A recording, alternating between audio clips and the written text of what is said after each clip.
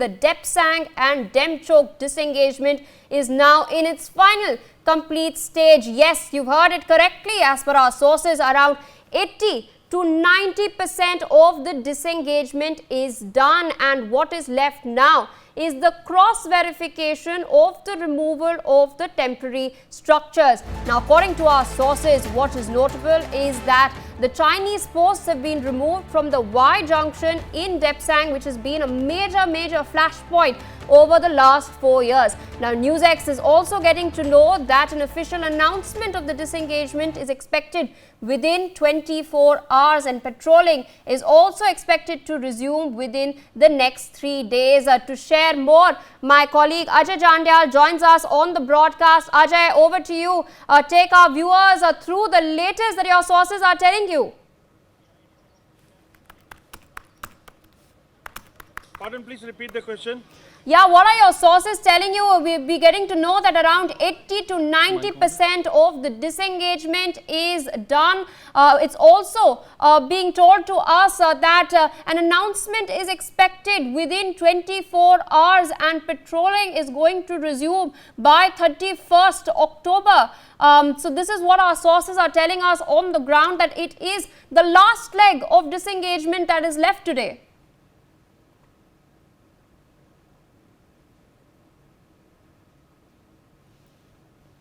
Ajay, there's an audio connectivity issue at your end. I request the crew to sort that out. Meanwhile, of course, patrolling is to resume by 31st October. All of this information is source-based information, and what else is expected is the fact that, an announcement shall happen in 24 hours is what our sources are telling you. I believe the audio connection issue has been sorted. Ajay, if you can hear me now, take our viewers through what your sources are telling you.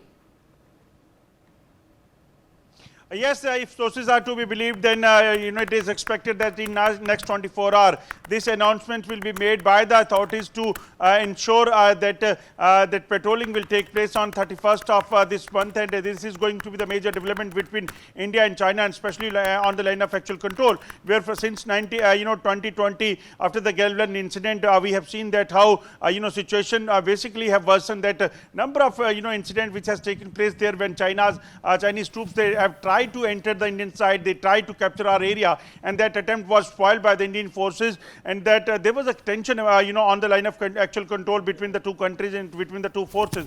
But after number of series of meetings which has taken place there, that situation have improved, and before Prime Minister Narendra Modi and Xi Jinping met there during the event, that is what our sources are saying, that a decision has been taken that both the countries will start disengagement from the Demchok and adjoining area to ensure that things will be improved and the situation will be normalized on the line of actual control. And after this step, it is expected that it will go further to the other locations as well, including the Galvan and the Finger area, where number of incident of clashes were reported in the recent past. So definitely it is going to be the big development as far as the India and China's relations are concerned, because both the countries knows that if someone has to grow, if someone has to live peacefully, then peace is the only way, and normalcy is the only way which will help both the countries to go further, and definitely it is going to help the between the troops and the countries to go further for the other decisions as well, whether it is other areas where we have seen that how number of incident has taken place. We have seen that what has happened on the Finger area, what has happened in the Demchok area. We have seen that how Galvan incident has taken place, where number of during the clashes, number of soldiers from both the sides, they attained martyrdom, they were killed, and we have seen that what has happened in the Tawang and Arunachal Pradesh as well. So this is the major decision by both the countries, and definitely it is going to help both the countries to normalize the situation on the line of actual control everywhere. Indeed, Ajay, you've aptly put it, and let's also put a couple of things into perspective for our viewers. This is, of course, a map that we have prepared regarding the disengagement process at the moment, and this is the line up to where the Indian Army can patrol. You can see this white line over here. This is, of course, the current patrolling point. Now, this is Charding Ningling intersection, this point over here. This is Charding, this is Ningling. This is of course the Indian side. Here is China, and we've seen a number, and this is right here on the screen over here. This is Demchok. This is a Demchok area over here, which is one of the flashpoints with regards to the conflict that had taken place 4 years ago. Remember, viewers, it was the Galwan clashes that had led to the deteriorating of ties. In Charding in particular, it is located it's located quite close to the Indus River over here. This is the Indus River in the Chinese area in particular. So it of course crosses the Aksai Chin, then it goes into India and then flows into Pakistan from here itself. So this is the Charding Ningling intersection. So this is the area where our Indian soldiers can patrol up to. This of course the patrolling will recommence very soon. We are of course eyeing at returning to a pre-2020 status quo, where we did see some slight in fact sort of stability at the border. Meanwhile, joining us on the broadcast is Major General Sudhakar Ji, defense expert. Sir, thank you so much for taking out time and speaking to us on NewsX. What we are witnessing is a breakthrough in a long-standing stalemate since the Galwan clashes in 2020, as I mentioned earlier. Now, sources are telling us that cross-verification is likely to take place very soon, and that's the final. The LAC in Ladakh is done. Talks regarding Arunachal are on cards as well. Do you think this is likely in the future? Pia, good morning. Thank you for getting me to your show on Phone Up. And no doubt this thaw between India and China is a remarkable milestone, historic milestone. But we should be very mindful of the fact that there are many things which are hidden, not coming to the light behind the agreement or the understanding.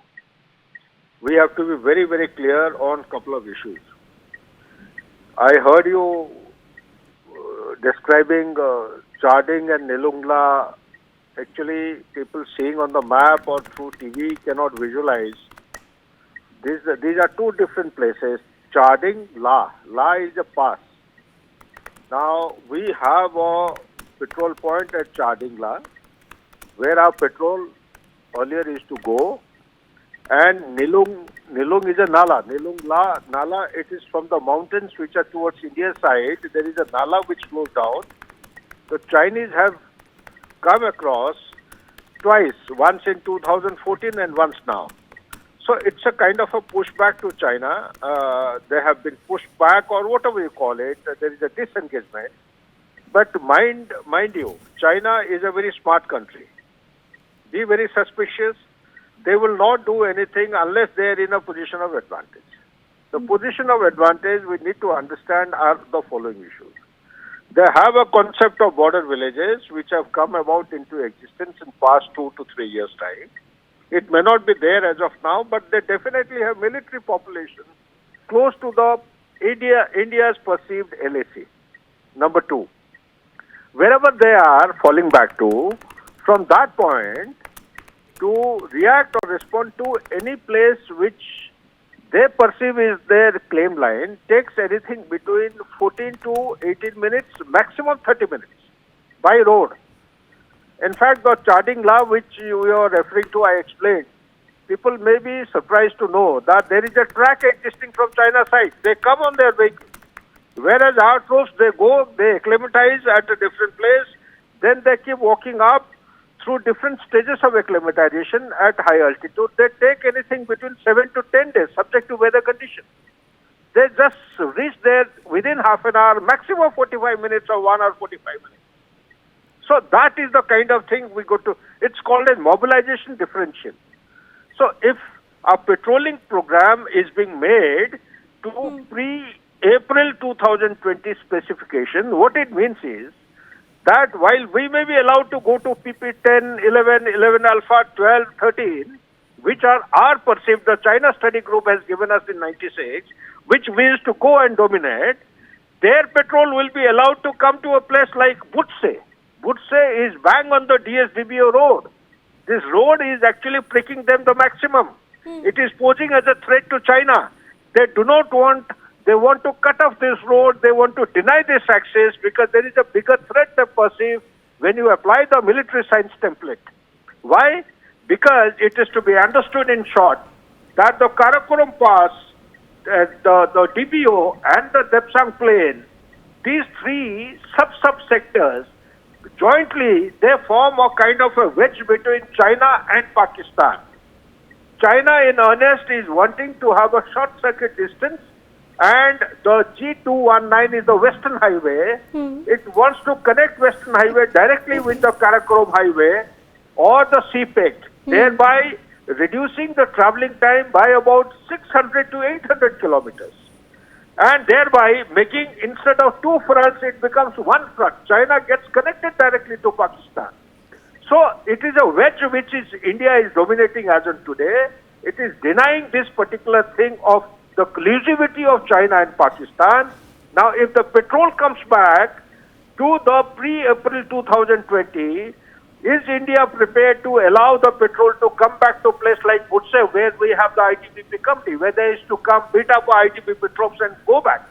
That should not be allowed. With great difficulty, we have managed to push back the patrolling pattern of China well away from Butse, around 8 to 10 kilometers away.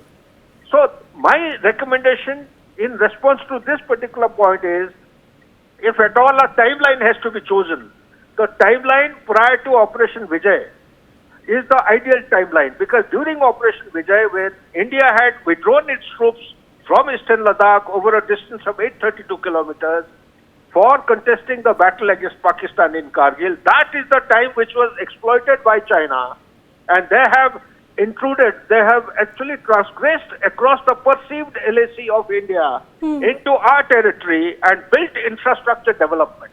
So therefore, we have to be very mindful about the mobilization differential. Whatever time they take, our troops' position also should be so deployed that the response matrix also matches with theirs. Third point I want to highlight. There are 5 agreements which are in vogue: 93, 96, 2005, 2012 and 2013. The essential central component of all the agreement is the confidence building measure based on one aspect: the status quo must be maintained. There should be no change to status quo. We need to find out subsequently that who had changed the status quo. When 1993 the PPTA was signed, it was based on the paradigm of the central factor of no status quo will be changed. It is China which has been incrementally doing salami slicing and inching forward. Today it has got built up areas at the perceived LAC of India, and it has built infrastructure to accommodate its troops. So therefore, we need to actually make it very clear while formulating any kind of patrolling plan. Otherwise, the same process of response, which earlier we explained prior to April 2020, will also revive. Back to you, Pia. Indeed, sir. And speaking about the Y junction in particular, as far as Depsang is concerned, I have another map with me. Before I go across to Professor Nalapat, who's also joining us on the broadcast, who's been waiting rather patiently, I'd like to show this little map to our viewers. China has dismantled 3 of its positions at the Y junction, and one Indian position has also been dismantled. You can see a couple of satellite images over here. All of these are from the Depsang sector itself. And if I take you through these structures, the structure number 1 has been dismantled. The structure number 2, these are photos from August that you can see on the side of your screens. And of course, there is an empty space if you see the satellite images that have been circulating around recently. In the third image, where I'm moving my cursor in particular, this large structure has also been dismantled by the Chinese troops. I'd also like to rope in Professor Nalapat, who I've stated has been waiting rather patiently. Sir, while the disengagement is a welcome move, the pre-2020 status quo, especially the stability, is what is ultimately important, because India will neither escalate nor compromise on the border. So amidst all this, what do we need to do to maintain this stability? And as Major General Sudhakarji pointed out, he spoke about the Chinese tactics of erecting border villages and moving people from mainland China to the border villages that are located, in fact, quite close to our patrolling points itself. So can we really trust Xi Jinping, and does this all or is this all a call for caution as well? No doubt it's a cause for caution, and that is why External Affairs Minister Jaishankar was very clear. This is only stage one of disengagement, and frankly, unless we return to the status quo ante before the Chinese launch their aggressive designs, this disengagement will not be complete. So I'm quite certain that the Indian side is mindful of the many points raised by Sudhakarji, very important points I may add. And I think there is a realization that what has happened is the Chinese have paused their aggressive activity, but there is no question of stopping it or reversing it. The point is that these territories are indisputably Indian territory. Now you enter somebody else's territory, and then you say it's a dispute, and then you say you give 3/4 to me, 1/4 to you. All right, you give 60% to me, 40%. 100% of that is taking place on territory which you have taken over by force. And that is the logic of the Chinese side. They take over by force, and then they try and enforce a temporary halt and basically wait their turn for a fresh round. I think the Chinese side is very preoccupied with other fronts. You've got the economic front with the United States in particular. You have the Taiwan front, and I think they want to cool down the Indian front. So they have put the pause button.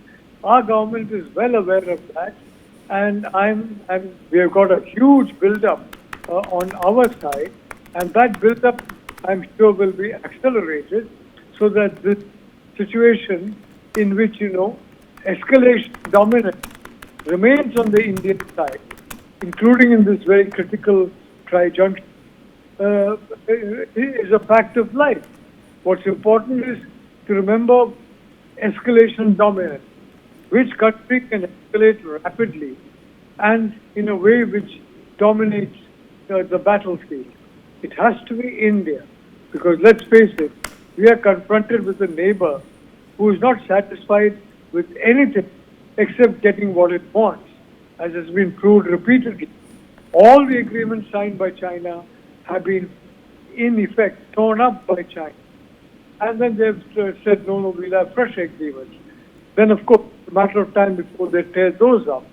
So I'm very sure the government is mindful of that, which is why you have seen from 2014 extensive activity on constructing of fortifications, roads, bridges on the Indian side. And I think those will continue. But I completely agree with External Affairs Minister Jaishankar. This is only stage one, and the Chinese need to prove their good intent by going back to the status quo ante before they launch their rounds of aggression in 2020 onwards. So I think everybody is waiting for that, to see if they do that. And meanwhile, until they do that, India, I'm certain, is going to take all preparations to ensure that escalation dominance in this very critical sector remains on our side.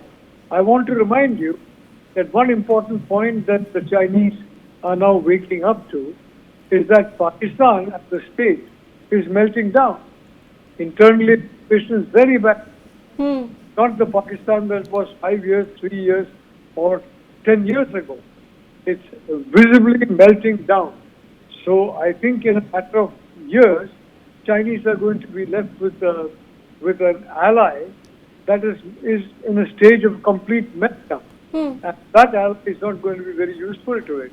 So all these efforts, all that building, all that CPEC activity, well, everything will go to waste if the fundamental territory of Pakistan is being driven by internal conflict, driven by the fact that the military wants supremacy over all other institutions, and certain segments of society in a single state in Pakistan would like supremacy over all other segments. So that is also happening. That is worrying the Chinese a lot, and it must be one of the factors why they have pushed the pause button on this particular front. Indeed, sir. With that, I would like to thank you as well as Major General Sudhakarji for joining us on the broadcast. Of course, sharing your perspectives with regards to the last mile that is left as far as disengagement along the LAC in Ladakh is concerned. Of course, sources have told us that the disengagement, the announcement regarding this disengagement is to be expected within the next 24 hours. We will be keeping our eyes peeled for that. For more such videos, subscribe to the NewsX YouTube channel, hit the bell icon.